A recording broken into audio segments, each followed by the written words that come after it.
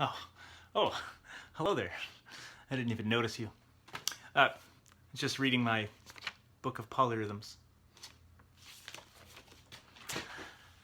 Hello again, world. It's been a little bit since we've chatted, and I know what you're thinking since the last video.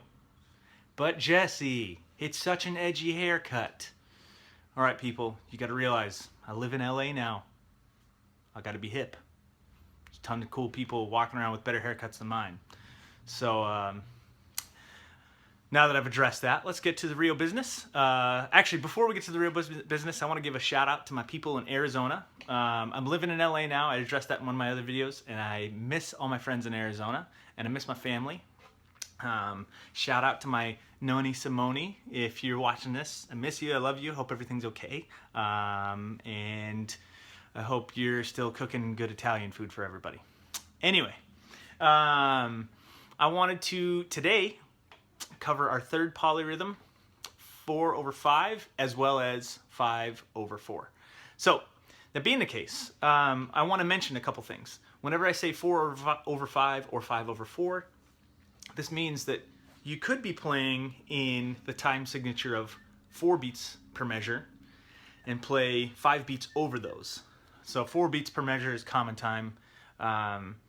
So the other way to do this is if you're playing in 5/4, which is not common time, and you want to play the polyrhythm of 4 over that 5. So I'll show you how to do both of those today.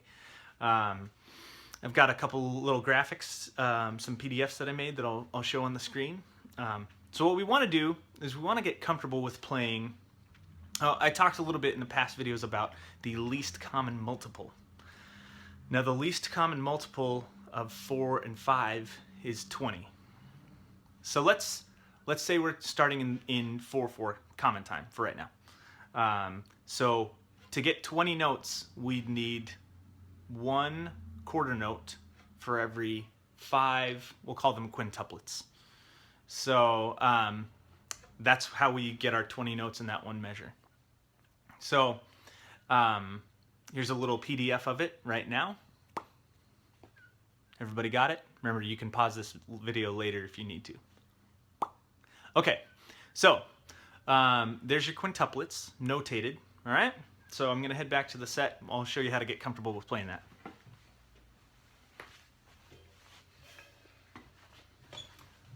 So all you gotta do is start by playing 5 notes and just realize where the first of those, every time you hit 5 notes, the first of them hits. So I'll be playing the bass drum as my quarter note. So we'll start really slow and I'll count 1, 2, 3, 4, 5. 1, 2, 3, 4, 5. 1, 2, 3, 4, 5. 2, 3, 4, 5. 1, 2, 3, 4, 5. 1, 2, 3, 4, 5. All right? So you want to get comfortable with that. You want to be able to get that pretty quick.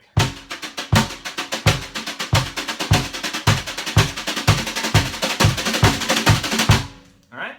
So it might take a little work. I remember when I first started doing quintuplets, it always seemed to come out uneven. But just stick with it, practice it, try to make sure they're super even, and you'll be good. All right, so the next step is we put an accent every 4 notes in those quintuplets, right? So here's what that looks like. Everybody got it? All right. All right, so here's how we play that.